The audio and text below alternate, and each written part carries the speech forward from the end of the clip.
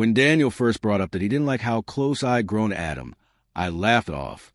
We'd been married 8 years, and I assumed jealousy was something only immature couples worried about. Not us. Adam had been my best friend since college. Loud, funny, a constant presence on bad days. To me, he was harmless. To Daniel, he was a shadow that refused to leave.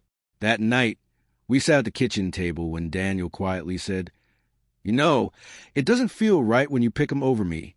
I rolled my eyes. "Daniel, it's not like that. He's just my friend. You're overreacting." He didn't argue, didn't raise his voice. He just gave that slow, almost defeated nod, then cleared the dishes and went upstairs. I smirked at his retreating back. Thinking he was being dramatic, I convinced myself he'd get over it by morning. But over the next few weeks, I noticed subtle changes. He stopped waiting for me to come to bed. He started hitting the gym early, before I was awake. Texts I sent at lunch went unanswered for hours, replies short and clipped. I told myself he was just busy. My pride wouldn't let me ask what was really wrong. Then one Saturday night, Adam showed up with a bottle of wine. We watched a movie, laughed too loud, and at some point, Daniel appeared at the hallway. He lingered for a few seconds, watching us. Our laughter faltered, and I joked, "Relax, Danny. We're not running off together." He didn't respond, only turned and went back upstairs. Adam chuckled awkwardly.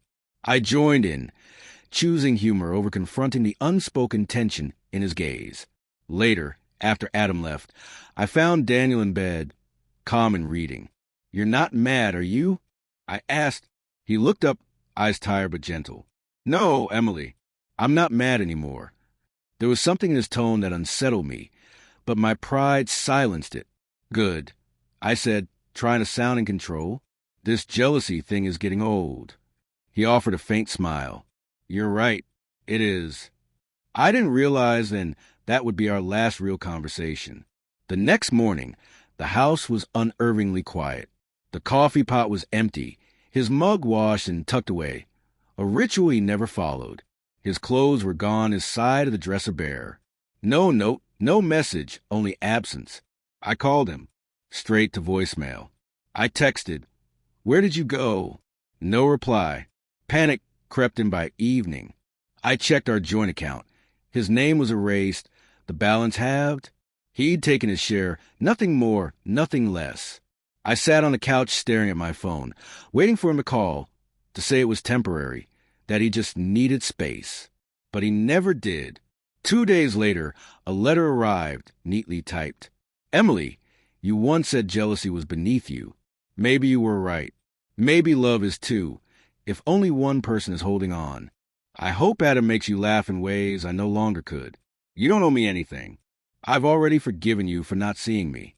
No anger, no accusations, just finality. And that's what shattered me. I read again and again until the ink blurred with tears. It wasn't jealousy he'd felt. It was grief, the quiet kind that settles in when love starts to die, one joke at a time. That night, the house felt vast and hollow. Every laugh, every careless word echoed like ghosts. Weeks passed, and I moved through life in a fog. Everyone noticed before I did that Daniel wasn't coming back. My mother asked, and I lied. He was traveling for work. Co-workers stopped asking when my answers grew short, and my eyes betrayed me. Adam kept reaching out, calls, messages, offers to come over. At first, I let him. It was easier than facing the emptiness alone. He brought food, tried to make me laugh, reassured me Daniel was overreacting. I nodded, pretending to believe him, but inside, every joke fell hollow. One evening, he came with takeout and said, "You need to stop blaming yourself." He left. "Not you." I stared at him, noticing something new, possession, not friendship, not concern. The way he said, "not you," it sounded like I was all ready to defend.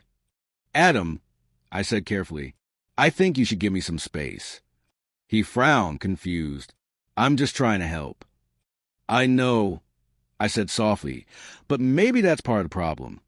After he left, I sat in the living room alone, surrounded by the quiet Daniel used to fill. His jacket still hung by the door. The book he read, that last night rested on the nightstand, bookmarked mid-page. I opened it to find a photo of us from our first anniversary. Smiling, glasses raised. I hadn't seen it in years. My throat tightened realizing he'd kept it close, even as I stopped remembering why it mattered.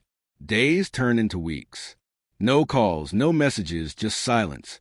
In it, I replayed every time I'd laugh at his discomfort, dismiss his feelings, or made jokes at his expense. Every careless word whispered back, "You're being ridiculous. Relax. It's not like that." But it had been like that. Not a physical affair, not outright betrayal, but the quiet erosion of trust, the subtle decay of love. One morning, an email arrived from Daniel. "I filed for divorce. You'll receive the documents this week. I wish you peace, Emily. Truly."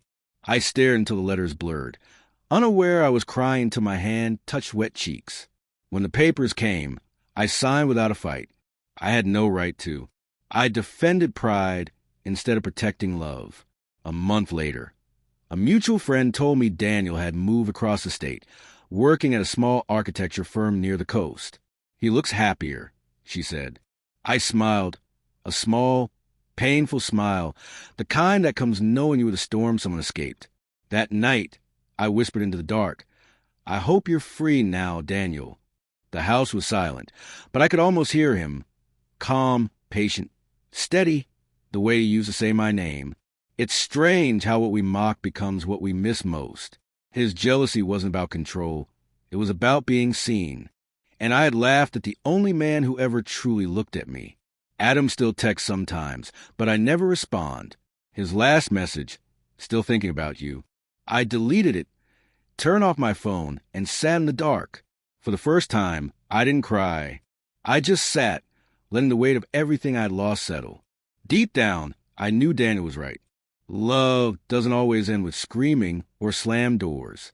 Sometimes it ends at a quiet breakfast table, an empty chair, and a woman who thought she was too clever to lose him. By the time she realizes it, he's already gone.